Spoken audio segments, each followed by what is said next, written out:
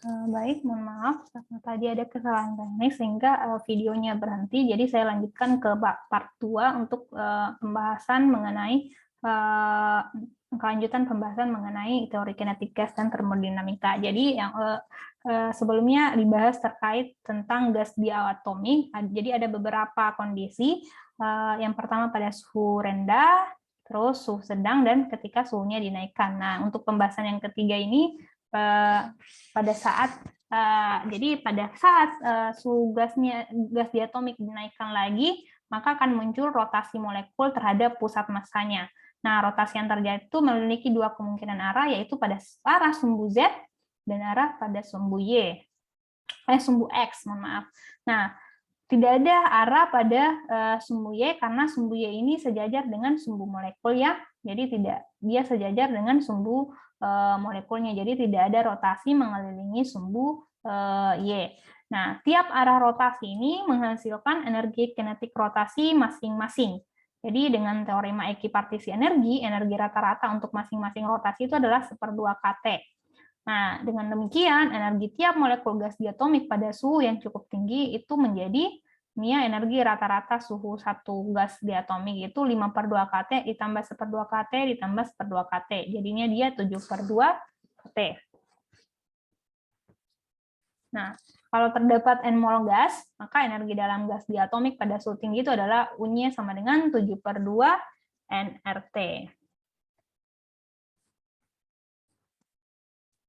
Jadi perlu ditekankan di sini bahwa suhu rendah, suhu sedang, dan suhu tinggi itu berbeda untuk gas yang berbeda ya pada gas diatomik tadi. Jadi bisa saja terjadi suhu rendah bagi suhu gas yang merupakan suhu tinggi bagi gas lain.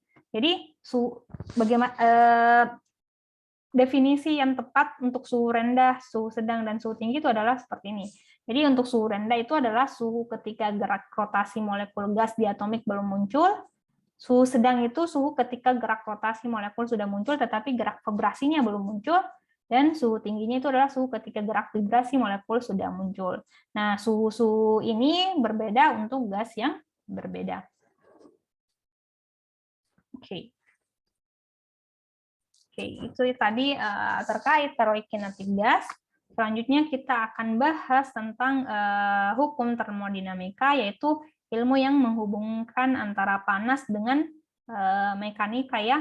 Jadi topik utama yang akan kita bahas adalah pemanfaatan energi yang dihasilkan akibat adanya proses dalam gas untuk menghasilkan kerja. Jadi kita mulai dengan definisi keseimbangan panas ya. Jadi dua benda itu berada dalam keadaan keseimbangan panas kalau tidak ada pertukaran kalor antara dua benda tersebut saat keduanya bersentuhan. Nah, kondisi ini hanya dapat dicapai jika suhu kedua benda sama. Nah, kalian perhatikan gambar ini. Jadi hukum keseimbangan panas atau hukum termodinamika menyatakan bahwa jika benda A, ini ya, benda A berada dalam keseimbangan panas dengan benda B, dan benda B ini ya berada dalam keseimbangan panas dengan benda C, maka benda A itu berada dalam kesetimbangan panas dengan benda C. Jadi kalau A sama dengan B dan B sama dengan C, maka A dan C itu berada pada keseimbangan panas.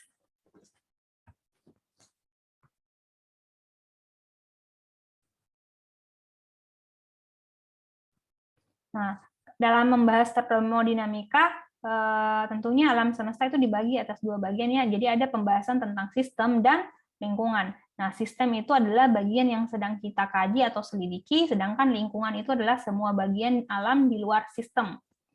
Ini yang perlu kalian pahami, sistem dan lingkungan. Nah, ketika kita bahas proses pemuaian gas dalam silinder, maka sistem adalah gas di dalam silinder ini.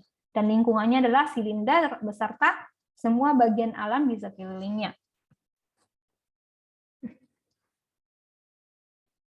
Jadi, sistem termodinamika yang akan kita pelajari pada bagian ini itu adalah termodinamika gas ya. Jadi, variabel sistem termodinamika ini adalah besaran fisik yang akan menerangkan keadaan gas. Bagian yang pertama itu yang akan kita pelajari kita perlu ketahui adalah tentang proses. Jadi proses itu adalah peristiwa perubahan keadaan gas dari satu keadaan awal ke satu keadaan akhirnya. Jadi misalkan mula-mula keadaan gasnya diungkapkan oleh variabel, misalkan keadaan awalnya variabel P1, V1, dan T1, nah pada selanjutnya itu P2, V2, dan T3 ya. Maka dikatakan gas ini telah melalui suatu proses ya. Jadi ada proses. Nah, selama mengalami proses, umumnya terjadi perubahan energi dalam gas dan juga pertukaran energi antar gas dengan lingkungannya. Nah, ada beberapa jenis proses di sini. Ada yang pertama itu adalah proses adiabatik. Nah, pada proses adiabatik itu dia tidak terjadi pertukaran kalor antara sistem dan lingkungan ya. Nah, proses adiabatik itu dapat terjadi jika sistem dan lingkungan dibatasi oleh sekat yang tidak dapat dilalui kalor. Nah, contoh sekatnya itu yang sulit dilalui kalor adalah dinding termos air panas. Jadi kalau kalian perhatikan untuk menyimpan air panas tahan lama itu kalian biasa letakkan di dalam termos ya. Jadi dia di situ terjadi proses adiabatik. Nah, ada juga proses diatermik. Nah, dia itu kebalikan dengan proses adiabatik, yaitu yang disebut dengan diatermik ya. Nah, pada proses ini kalor itu diizinkan berpindah dari sistem ke lingkungan ataupun sebaliknya. Nah, proses ini dapat berlangsung jika sistem dan lingkungan dibatasi oleh sekat yang mudah dilewati panas. Nah, contoh sekat diatermik itu adalah logam ya. Logam ini mudah dilalui oleh panas. Terus ada juga proses quasi-statik. Nah, persamaan gas yang telah dibahas sebelumnya itu hanya dapat diterapkan jika gas telah berada dalam keadaan statik atau keadaan diam ya. Keadaan diam artinya tidak ada lagi proses yang berlangsung dalam gas atau tidak ada lagi perubahan pada variabel-variabel termodinamika gas. Nah, selama gas mengalami suatu proses, persamaan tersebut itu tidak berlaku. Jadi, selama proses berlangsung, kita tidak dapat menentukan tekanan meskipun suhu dan volume jadi kita tidak dapat menentukan tekanan walaupun suhu dan volumenya itu diketahui karena tidak ada persamaan yang dapat dipakai. Nah, namun jika proses yang terjadi berlangsung sangat lambat, maka setiap saat kita dapat menganggap gas itu seolah-olah berada dalam keadaan statik.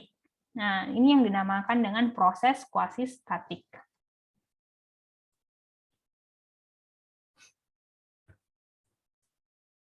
Nah, dalam termodinamika itu keadaan gas maupun proses yang dialami gas itu lebih sering digambarkan dengan diagram PV. Kalian pasti sudah sering melihat diagram PV ini. Nah, titik-titik yang berbeda dalam diagram PV ini dia itu menggambarkan keadaan yang berbeda. Jadi keadaan titik ini berbeda dengan keadaan yang titik ini dan titik ini ya. Nah, jika gas mengalami proses quasi-statik dari satu keadaan ke keadaan lainnya, maka proses tersebut direpresentasikan oleh sebuah kurva yang menghubungkan titik awal keadaan awal dan titik akhir keadaan akhir. Jadi misalkan titik awalnya ini dan titik akhirnya ini, kalian bisa hubungkan ini kurvanya seperti ini. Jadi ini proses yang berlangsung pada gas yang diwakili oleh sebuah kurva ya.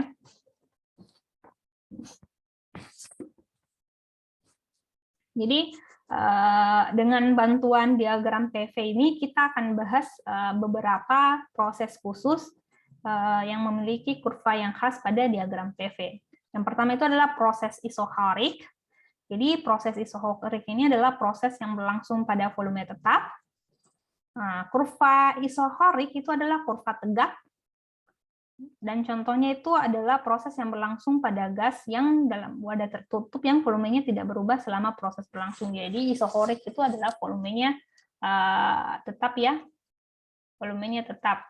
Nah, kalau kalian bisa lihat diagramnya ini, setiap tekanannya dinaikkan, tetap volumenya itu dia tetap.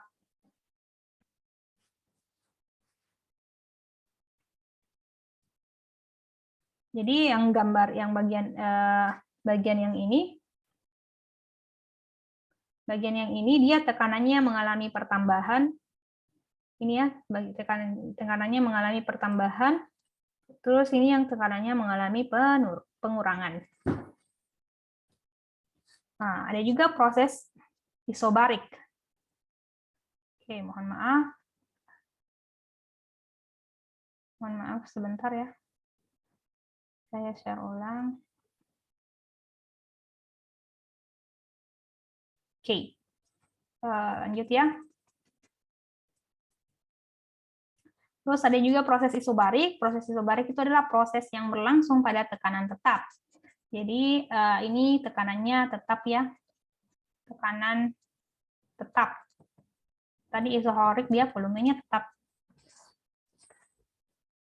Nah, kurva proses isobarik adalah kurva mendatar. Jadi dia mendatar ya. Nah, contoh proses ini adalah proses yang berlangsung dalam wadah yang dilengkapi sebuah piston di bagian atasnya. Piston tersebut dapat bergerak dan mendapat tekanan dari udara luar, sehingga nilainya konstan. Dengan demikian, tekanan dalam gas juga ikut konstan.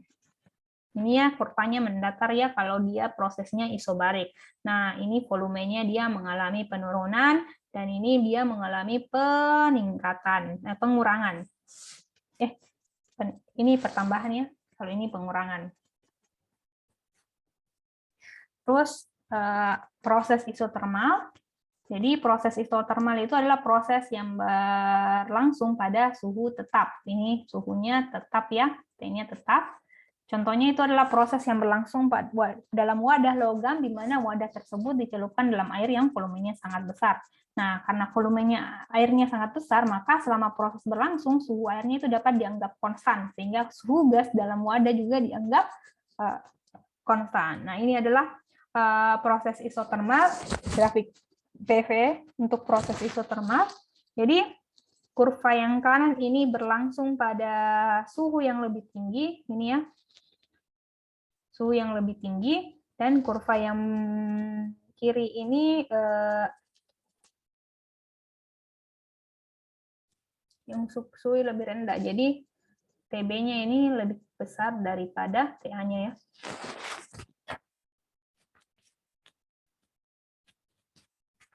Oke, kita masuk pembahasan tentang kerja. Misalkan gas dalam wadah memiliki tekanan P, ini ya tekanan P, maka gas tersebut melakukan gaya dorong pada semua bagian wadah.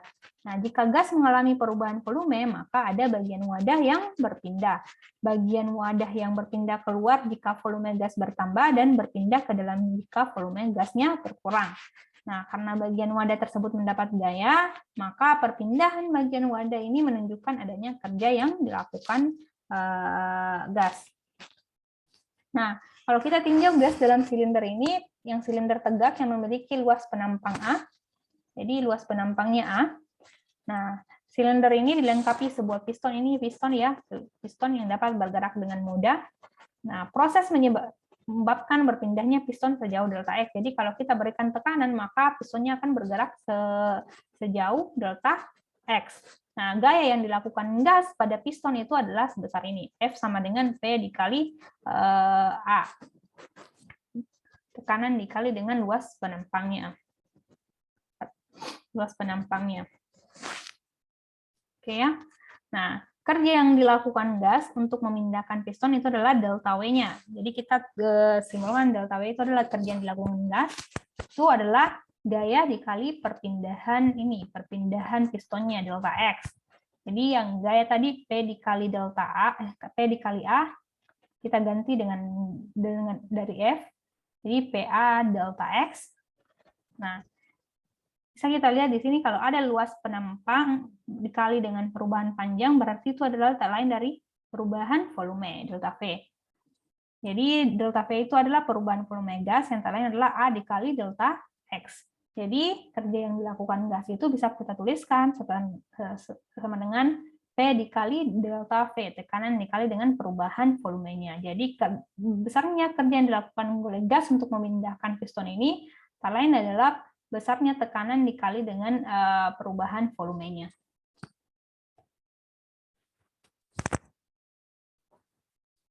Jadi dalam termodinamika kita definisikan kerja itu sebagai kerja yang dilakukan lingkungan pada sistem ya. Jadi dalam termodinamika kita definisikan kerja sebagai kerja yang dilakukan oleh lingkungan pada sistem. Nah, persamaan yang 35 tadi, delta W sama dengan P delta V, itu mengungkapkan kerja yang dilakukan gas pada lingkungan, gas atau dalam hal ini sistem pada lingkungan. Nah, kerja yang dilakukan lingkungan pada sistem adalah negatif dari nilai tersebut. Nah, karena tadi ini ya perjanjiannya kita definisikan kerja itu adalah yang dilakukan oleh lingkungan pada sistem.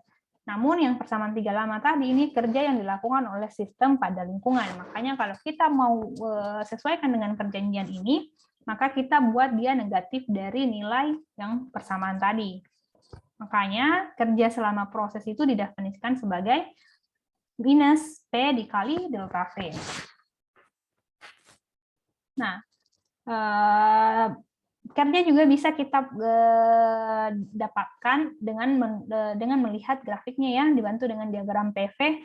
Jadi kerja ketika gas mengalami proses dari keadaan A, yang ini ke keadaan B, keadaan A ke keadaan B, atau kerjanya itu disebut dengan WAB ya, WAB. Itu sama dengan negatif luas dari daerah yang di bawah kurva antara A dengan B ini. Jadi sama dengan luasan dari kurva ini. Nah, untuk kurva sembarang, mohon maaf ini salah ya kurvanya, saya belum ganti. Nah, untuk kurva sembarang, luas daerah di bawah kurva itu dihitung dengan integral. Jadi misalkan ya, ini kurva sembarangnya itu di sini P ya, tekanan, dan ini V, volume. Kurva sembarangnya itu misalkan dari titik A ke titik B. Nah, dia seperti ini, berkelok-kelok. Nah, luasnya itu, kerjanya itu bisa kita cari dengan integral ini. Integral minus integral VA sampai VB, integral dari P dV. Batasnya VA sampai dengan VB. Jadi ini minus delta W ya. Delta W. Ini bukan grafik untuk kurva sembarangnya.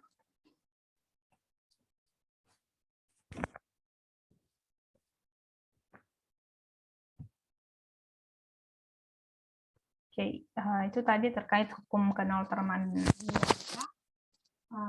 Kita masuk pada bahasan mengenai hukum pertama termodinamika. Jadi, selama gas mengalami suatu proses, maka ada beberapa peristiwa yang dapat terjadi. Itu yang pertama, energi dalam yang dimiliki gas berubah, terus muncul kerja yang dilakukan oleh gas atau yang dilakukan oleh lingkungan, dan ada pertukaran kalor antara gas dengan lingkungan. Nah, peristiwa di atas ini, yang ketiga ini, semuanya berpengaruh pada jumlah energi yang dimiliki gas. Nah, hukum satu termodinamika merupakan hukum kekehalangan energi yang diterapkan pada sistem termodinamika. Nah, misalkan energi dalam awal gas U1, nah, jadi misalkan energi dalam awal itu disimbolkan dengan U1 dan energi dalam akhir disimbolkan dengan U2 ya, maka perubahan energinya itu lain adalah U2 dikurang 1. Nah, misalkan lagi pada gas dilakukan kerja oleh lingkungan sebesar W dan aliran masuk kalor ke dalam gas itu sebesar Q. Nah, pertambahan energi dalam gas hanya terjadi jika karena adanya kerja yang dilakukan lingkungan pada gas dan adanya aliran masuk kalor ke dalam gas. Nah, kalau secara matematis kita bisa tuliskan seperti ini. Delta U-nya itu adalah kerja ditambah dengan kalornya ya. Jadi kerja yang oleh lingkungan ditambah dengan aliran yang masuk kalor ke dalam gas tersebut. Jadi persamaan ini itu merupakan ungkapan dari hukum satu termodinamika ya. Jadi ini yang dinamakan hukum satu termodinamika. Jadi ketika kita menerapkan hukum satu termodinamika, kita itu harus memperhatikan tanda dengan sesama. Jadi tandanya itu kita harus perhatikan dengan baik tandanya ya. Nah, perjanjian untuk tanda untuk perubahan energi dalam, kerja, dan kalornya itu sebagai berikut.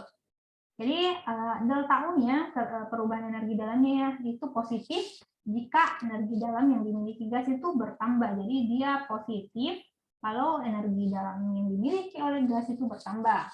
Dia negatif kalau energi dalam yang dimiliki gasnya berkurang. Nah, kerjanya positif kalau lingkungan yang melakukan kerja pada sistem. Nah, kerjanya negatif kalau sistem yang melakukan kerja pada lingkungan. kalornya positif jika kalor yang mengalir masuk dari lingkungan ke sistem, dan dia negatif kalornya kalau kalornya mengalir keluar dari sistem ke lingkungan. Nah, ini yang perlu kalian ingat baik-baik terkait perjanjian tanda dalam hukum 1 termodinamika. Kalau kita terapkan hukum 1 termodinamika. Nah, contohnya ya, dalam suatu proses isobarik, volume gas berubah dari 1 liter menjadi 2 liter. Tekanan gasnya itu adalah 10⁵ Pascal. Nah, jika pada proses tersebut kalor masuk ke dalam gas sebesar 500 joule, berapa energi dalam gas?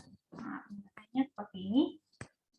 Jadi karena kalor masuknya sebesar 500 kalor yang masuk, jadi karena kalornya itu mengalir masuk dari lingkungan ke gas, maka dia bernilai positif ya, jadi positif 500 joule.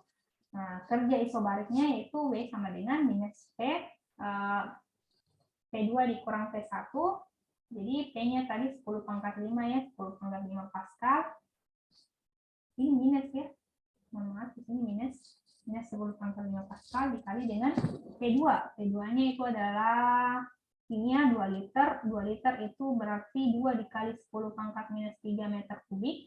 Dan 1 liter untuk P1-nya itu 10⁻³ meter kubik. Jadinya seperti ini. Jadi 2 kali 10⁻³ dikurang 10⁻³ itu adalah, kata lain adalah 10⁻³ ya. Jadi 10 minus 10⁵ dikali 10⁻³ itu adalah minus 100 joule. Nah, berdasarkan hukum 1 termodinamika, delta U itu adalah W ditambah kerja ditambah kalornya ya, jadi minus 100 ditambah 500. Delta U-nya itu adalah 500 joule. 400 joule ya, mohon maaf ini. Jadi delta U-nya itu 400 joule.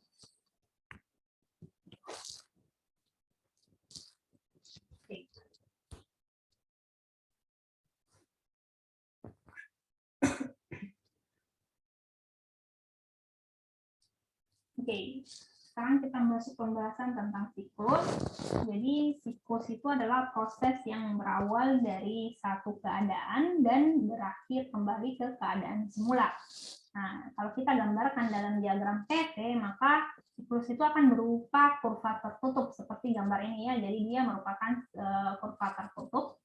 Jadi prosesnya bermula dari keadaan A menuju keadaan B, terus menuju keadaan C, ke keadaan D, dan kembali ke awal keadaan A. Nah, kalau kita punya masing-masing, kita lihat ya proses A ke B ini. Nah, A ke B ini kan di bawah adalah volume ya, yang di samping ini adalah dia tekanan. Nah, kalau kita tinjau proses A ke B, ini A ke B itu dia volumenya tetap, jadi dia secara isokorik. Kalau dia secara isokorik berarti kerjanya itu adalah kerja dari A ke B-nya itu adalah 0. Nah, kalau proses B ke C, lihat ini B ke C itu berarti dia tekanannya dia secara isokorik pada tekanan P2 ya. Jadi dia secara isokorik pada tekanan P2. Jadinya WBC-nya itu adalah minus P2 dikurang P1. Nah, proses C ke D juga secara isokorik. Jadi WCD-nya itu sama dengan 0. Dan proses D-nya ke DA ke A itu secara isokorik pada tekanan P1. Jadi WDA-nya itu adalah minus P2, P1 kurang P2 atau P1, P2 dikurang P1. Nah, kalau kita jumlahkan akan diperoleh kerja total selama satu siklus ini adalah minus P2 kurang P1 kali dengan P2 dikurang P1. Nah, sebenarnya ini juga kita bisa hitung kerja total selama satu siklus ini dengan menggunakan menghitung luas daerah aksiran ya. Jadi kalau kita hitung luas daerah yang dilingkupi kurva, maka luasnya itu panjang dikali lebar. Nah, panjangnya itu ini yang P2 dikurang P1 dikali dengan lebarnya P2 berarti dikurang P1. Nah, ungkapan luas di atas persis sama dengan ungkapan kerja total selama satu siklus, kecuali pada tanda. Tadi kan dia minus P2 dikurang P1 dikali P2 dikurang P1 ya. Jadi kurang yang berbeda hanya tandanya. Jadi kerja total selama satu siklus sama dengan negatif luas daerah yang dilingkupi siklus. Jadi kalau kita mau mencari luas kerja dengan mencari luasnya, maka kerja totalnya itu adalah minus atau negatif luas daerah yang dilingkupi oleh siklus. Jadi tinggal tambahkan minus di sini. Oke. Oke, contohnya ya. Contohnya gas ideal melakukan proses seperti gambar ini ya, gambar segitiga ini. Nah, hitung kerja yang dilakukan pada gas. Nah, kita cari berapa luas hasilnya. Jadi luasnya itu adalah 1/2 panjang dikali lebar. Nah, panjangnya itu adalah ini ya, P2 dikurang P1 berarti 2,5 kali 10 pangkat 5 dikurang dengan 10 pangkat 5 dikali dengan P2 dikurang P1. 4 kali 10 pangkat minus 2 dikurang 10 pangkat minus 2. Nah, kalian akan dapatkan luasnya itu 2250 joule. Nah, tadi karena kita mencarinya dengan cara mencari luasnya, berarti kita kalikan dengan negatif ya, negatif 1. Maka kerja selama satu siklus itu adalah minus luas daerah hasil ini.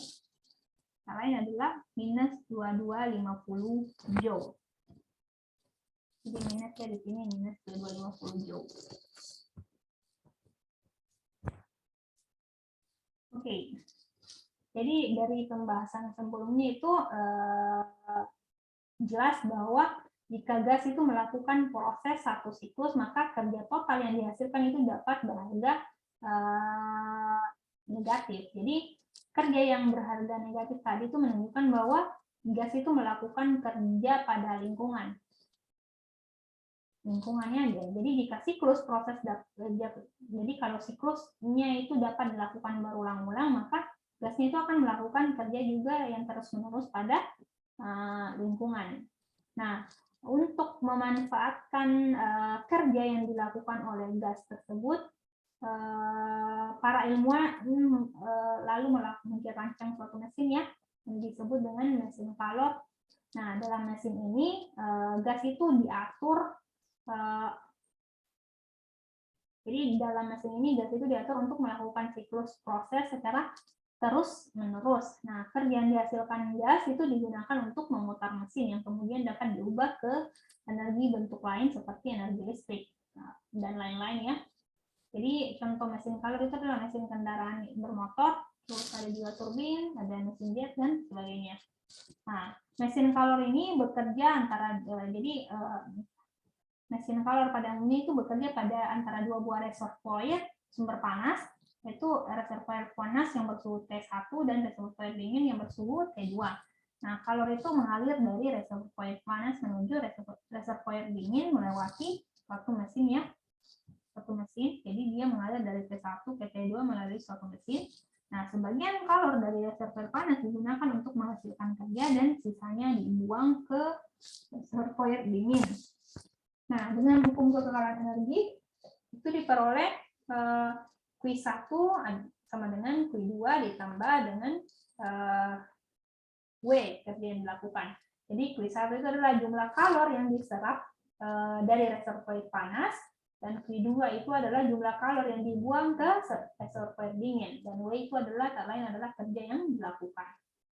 Jadi ini adalah skema mesin kalor yang mengalir dari reservoir bersuhu tinggi menuju reservoir ke bersuhu rendah. Jadi sebagian kalor itu digunakan untuk menghasilkan kerja. Nah,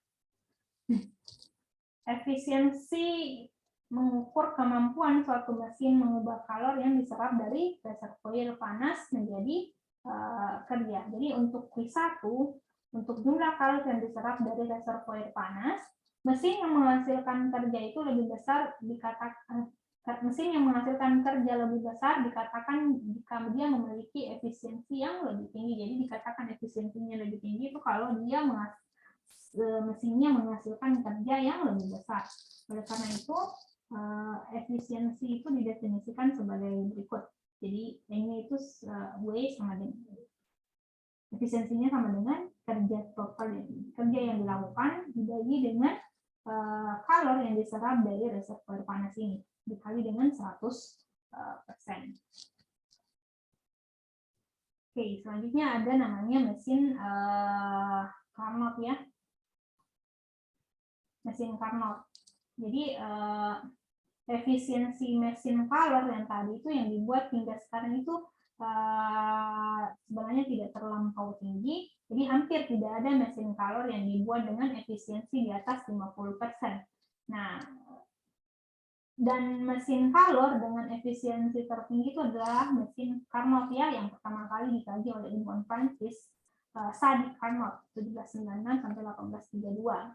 Nah, mesin Carnot ini memiliki siklus yang terdiri dari proses adiabatik dan proses BC dan DE ini, BC dan DA ini adalah isotermal.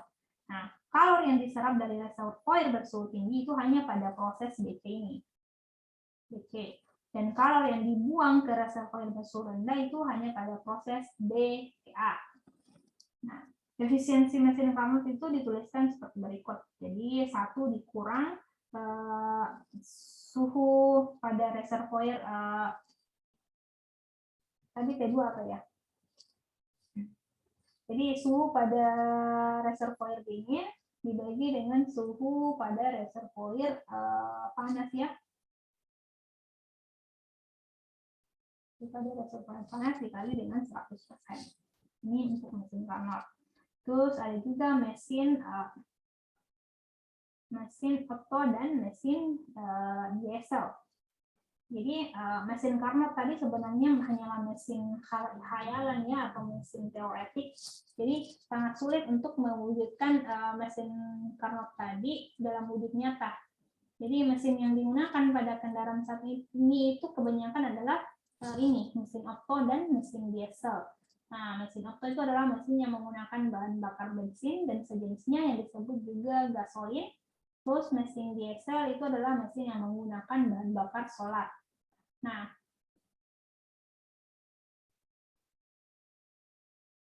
jadi untuk mesin Otto itu terdiri dari proses adiabatik dan proses isokorik. Adiabatik dan isokorik ya. Jadi untuk efisiensi mesin Otto sendiri itu dia memenuhi pasangan berikut, eta sama dengan 1 dikurang 1 R gamma R pangkat gamma kurang 1, di mana R-nya itu adalah V2 dikurang V2 dibagi V1 ya. Ini rasio volume ruang silinder saat piston dalam posisi terjauh. Saat piston dalam posisi terjauh yang ini ya. Dan terdekat dari dinding silinder dan terdekat dengan dinding silinder. Terus ada juga variabel gamma itu adalah CP dibagi dengan CP atau koefisien adiabatik. Jadi ini gambar ya siklus Otto yang dibentuk oleh dua buah proses adiabatik AB dan CD ya, dan dua buah proses isokorik BC, ini isokorik ya, BC dan DA. Jadi ABCD itu adiabatik dan BCDA itu adalah isokorik. Nah, jadi kalau yang ini itu gambar ilustrasi volumeter kecil dan volumeter besar dalam ruang silinder yang memberikan data rasio kompresi ya, P2 dibagi P1. Nah, kalau untuk siklus diesel, jadi ingat ya tadi mesin diesel itu adalah mesin yang menggunakan bahan bakar solar, jadi dia bekerja berdasarkan siklus diesel seperti digambarkan pada gambar ini. Jadi siklus diesel itu terdiri dari dua proses adiabatik, satu proses isobarik dan satu proses isokorik. Nah, siklus diesel ini lebih efisien daripada siklus Otto, sehingga kendaraan-kendaraan besar seperti bus, truk, kereta api itu bahkan kapal laut itu dia menggunakan siklus diesel. Nah, pada siklus diesel ini terdapat 3 volume utama yang menentukan efisiensi mesin, yaitu P1, P2, dan P3. Efisiensi mesin diesel itu kita tuliskan seperti ini, 1 dikurang seperti ini tadi dari mesin Otto ya, dikali dengan ini, alfa dipangkat gamma dikurang 1, dan gamma dibagi gamma kali alfa dikurang 1. Nah, tadi ini rasio volume ruang silinder saat piston dalam posisi terjadi dan terdekat. Untuk alfanya sendiri itu adalah V3 per V2 atau dikenal dengan cut-off rasio ya, rasio, dan gamma ini adalah koefisien adiabatik. Nah, ini siklus diesel yang dibentuk oleh 2 buah proses adiabatik. Adiabatik itu AB dan CD, dan 1 buah proses adiabatik BC, dan 1 buah proses isokorik BA.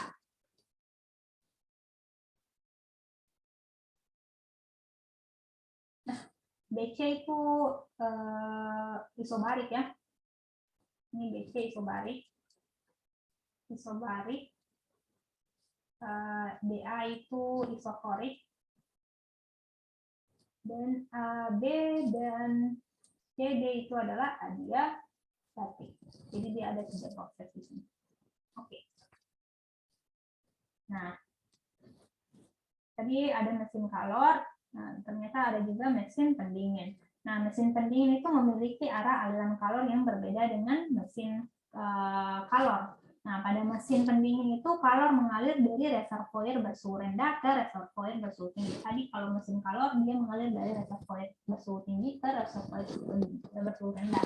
Kebalikannya untuk mesin pendingin ya. Jadi proses ini hanya dapat berlangsung jika diberikan kerja dari luar.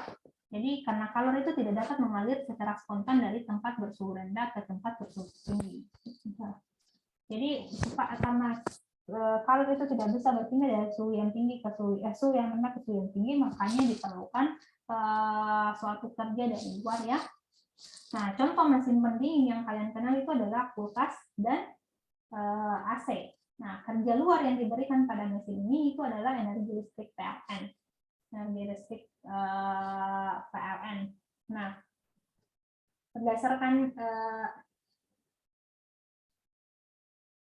gambar ini ya,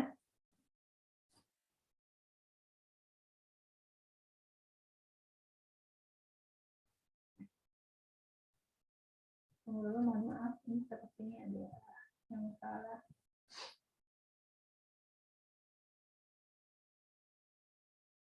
Oke, sudah benar ya. Ternyata ini gambarnya. Jadi hukum kekekalan energi, dengan hukum kekekalan energi itu kita peroleh kerjanya sama dengan kerja total itu adalah QT dikurang QR. Jadi QR itu adalah kalor yang disedot dari reservoir dingin, dan kalor yang dibuang ke reservoir panas. Jadi itu adalah kerja luar yang diberikan. Jadi tadi bedanya kalau siklus mesin kalor dia kerjanya keluar ya, kerjanya terbuang. Kalau ini kerjanya diberikan kepada sistem. Nah, mesin pendingin yang baik itu adalah yang dapat menyedot panas sebanyak-banyaknya dari reservoir dingin untuk jumlah kerja tertentu. Nah, untuk itu didefinisikan koefisien unjuk kerja mesin pendingin sebagai berikut. Jadi koefisien unjuk kerjanya dituliskan seperti ini, eta sama dengan QR. QR tadi itu adalah kalor yang disedot dari reservoir dingin dibagi dengan kerja totalnya. Jadi kerja luar yang diberikan. Nah, makin besar koefisien ini, maka makin baik mesin tersebut, karena dengan kerja tertentu yang diberikan dapat menurunkan suhu lebih rendah. Oke ya. Jadi untuk mesin pendingin ideal yang bekerja pada siklus Carnot, kita dapat mengungkapkan koefisien untuk kerjanya sebagai berikut. Jadi ini ya, dari mesin Carnot itu kita dapat ungkapkan koefisien kerjanya sebagai berikut. T2 dibagi T2 dikurang T1. Oke, itu terkait dengan hukum 1 termodinamika. Kita lanjut untuk hukum 2 termodinamika. Jadi kita tadi bahas bahwa kalor itu dapat dimanfaatkan untuk menghasilkan kerja, namun ada batasan tentang cara pemanfaatan kalor tersebut. Nah, jadi batasan tersebut itu diungkapkan oleh hukum 2 termodinamika. Jadi ada dua versi ungkapan hukum 2 termodinamika yang ekuivalen satu sama lain. Jadi jika ungkapan pertama benar, maka ungkapan kedua benar, dan sebaliknya. Nah, yang pertama itu adalah pernyataannya si Kelvin dan Planck. Nah, dia menyebutkan bahwa tidak mungkin membuat mesin yang menyerap kalor dari reservoir panas dan mengubah seluruhnya menjadi kerja. Artinya, dia itu menyatakan bahwa tidak mungkin membuat mesin kalor yang memiliki efisiensi 100%. Jadi ini yang ilustrasi pernyataan Kelvin Planck untuk hukum 2 termodinamika. Nah, untuk pernyataan berikutnya itu adalah pernyataan ini seharusnya, maaf ya, bukan Kelvin Planck. Yang kedua itu adalah pernyataannya si Clausius. Jadi pernyataan Clausius itu menyatakan bahwa tidak mungkin membuat mesin pendingin yang menyerap kalor dari reservoir bersuhu rendah dan membuang ke reservoir bersuhu tinggi tanpa bantuan kerja dari luar. Nah, konsekuensi dari pernyataan ini itu adalah tidak mungkin merancang mesin pendingin sempurna dengan koefisien unjuk kerjanya itu tak terhingga. Jadi ini ilustrasi pernyataan Clausius untuk hukum 2 termodinamika. Oke. Jadi kita sudah lihat bahwa dua pernyataan hukum 2 termodinamika yang ekuivalen itu Kelvin Planck dengan Clausius. Namun kedua pernyataan tersebut itu dapat digeneralisasi menjadi satu pernyataan dengan memperkenalkan terlebih dahulu ini ya besaran yang bernama entropi. Jadi entropi itu pertama kali diperkenalkan oleh Clausius tahun 1860. Jadi menurut Clausius, suatu sistem yang melakukan proses reversibel atau dapat dibalik arahnya pada suhu konstan disertai penyerapan kalor Q, itu akan mengalami perubahan entropi sebesar Q per T. Jadi ini perubahan entropi delta S, Q itu kalor yang diserap, dan T itu adalah suhu suatu proses. Nah, dalam proses yang berlangsung secara spontan, itu perubahan entropinya memenuhi persyaratan sebagai berikut seperti ini. Jadi untuk sistem yang terisolasi, perubahan entropi semua proses itu adalah lebih besar daripada 0. Terus untuk sistem yang tidak terisolasi, perubahan entropi total itu adalah jumlah entropi sistem dan lingkungan. Jumlah entropi sistem dan lingkungan itu selalu positif. Jadi perubahan entropi sistem, ini entropi lingkungan itu selalu lebih besar daripada 0. Nah, dengan menggunakan konsep entropi, hukum 2 termodinamika itu dapat dinyatakan sebagai berikut. Ini ya. Pada setiap proses alamiah, entropi total sistem dan lingkungan itu akan selalu mengalami pertambahan. Ini pengertian dari, ini adalah bunyi dari hukum 2 termodinamika. Oke. Ya, itu tadi penjelasan terkait teori kinetik gas dan termodinamika. Mungkin kita bahas tidak terlalu detail karena kalian akan dapatkan lagi ini secara lebih mendalam lagi di mata kuliah termodinamika di semester 3. Jadi cukup sekian perkuliahan materi untuk hari ini. Terima kasih sudah menyimak sampai akhir. Silakan ditanyakan jika memang ada yang kurang dimengerti. Saya kira dengan ucapan wabillahi taufiq wal hidayah. Wassalamualaikum warahmatullahi wabarakatuh.